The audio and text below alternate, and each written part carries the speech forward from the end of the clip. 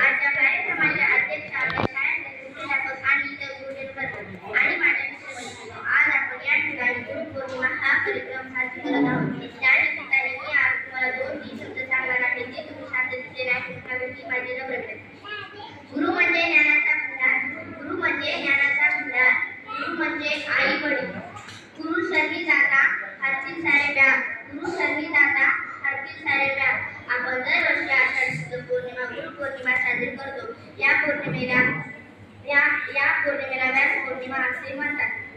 आदी गुरु महर्षी गुरु यांचा जन्म या दिवशी झाला होता. आपल्या भारतीय संस्कृतीच्या गुरूंना ईश्वराचे स्थान दिले आहे. आई वडिलांनंतर आपले पहिले गुरु म्हणजे शिक्षक असतात, जे भावी उत्तम पिढ्या घडवण्याचे कार्य करतात. गुरूंना व्यास उपास जाती धर्मात बंद नसते. गुरु आपले खरे मार्गदर्शक असतात आणि प्रेरक सुद्धा असतात, मित्र असतात.